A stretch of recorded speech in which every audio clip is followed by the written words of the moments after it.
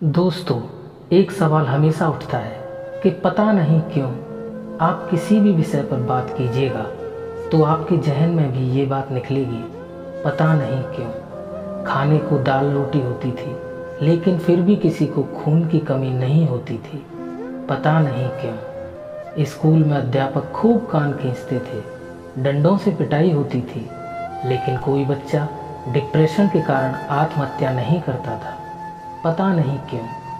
बचपन में महंगे खिलौने नहीं मिलते थे, लेकिन हर खेल बहुत आनंदित करता था, पता नहीं क्यों। घर कच्चे होते थे, कमरे कम होते थे, लेकिन माता पिता कभी वृद्धाश्रम नहीं जाते थे, पता नहीं क्यों।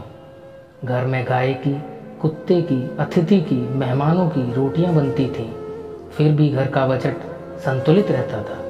आज सिर्फ अपने परिवार की रोटी महंगी हो गई, पता नहीं क्यों। महिलाओं के लिए कोई जिम या कसरत के लिए विशेष कोई साधन नहीं थे, फिर भी महिलाएं संपूर्ण रूप से स्वस्थ रहती थीं, पता नहीं क्यों। भाई भाई में, भाई बहनों में अनेक बार खूब झगड़ा होता था, आपस में कुटाई तक हो जाती थी, परंतु आपस में मनमुटाव कभी नहीं होता था, पता नहीं क्यों।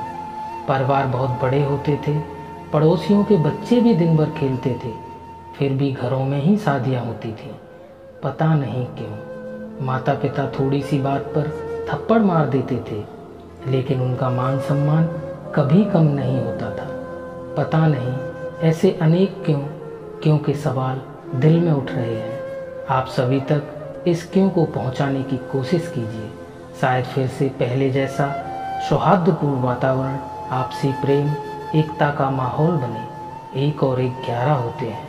अपना ख्याल रखिए और हमेशा मुस्कुराते रहिए, कभी अपने लिए तो कभी अपनों के लिए।